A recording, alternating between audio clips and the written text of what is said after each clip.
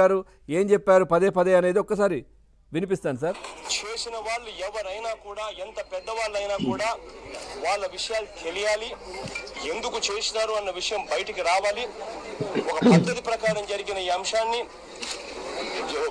Enquiry ద్వారా చేసిన వాళ్ళ మూలాల దగ్గరికి పోవాలి. ఎంత దారుణంగా జరుగుతూ ఉన్న ఈ రాష్ట్రంలో రాజకీయాలంటే మొట్టమొదటిగా మా తాతని చెప్పారు.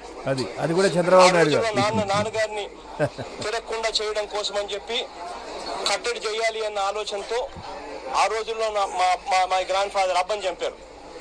అబ్బని చంపితే నాన్న ఎక్కడికి పోలేడు, కడపకి కన్ఫైన్ అయిపోతాడు అని చెప్పి ప్రతిపక్ష నాయకుడిగా నానున్నప్పుడు ఆ రోజు అబ్బని చంపారు.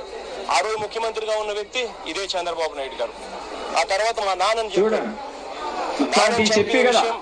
ఇప్పటికి కూడా మా మనసులో ఇప్పటికి కూడా డౌట్ గానే ఉంది. ఆ టైంలో ఎంక్వైరీ చేసింది, సిబిఐ ఎంక్వైరీ చేసింది ఎవరు అని అంటే జేడి లక్ష్మీనారాయణ.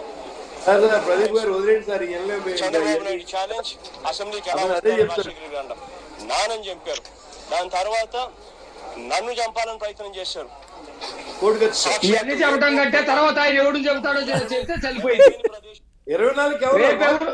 రేపు ఎవరు చంపుతారో చెప్తే చనిపోయింది. సుబ్బారావు గారు కంక్లూడ్ చేయండి. మీరు ఇందాక ఈ పదాలు ఊరికే ఇది వాడారు కాబట్టి నేను వినిపించాను, ప్రజలు కూడా వింటారు.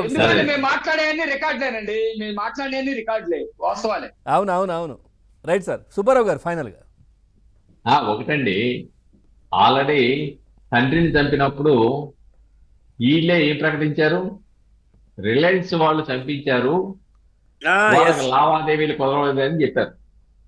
ఆ రిలయన్స్ వాళ్ళు తీసుకొచ్చేసి మా వాడికి రాజ్యసభ సీట్ ఇవ్వమంటే ఆయనకి రాజ్యసభ సీట్ ఇచ్చాడు. అంటే ప్రజలు అర్థం చేసుకోలేని దేని స్థితిలో ఉన్నారా ఏంటి? చాలా స్పష్టంగా కనబడుతుంది కదా.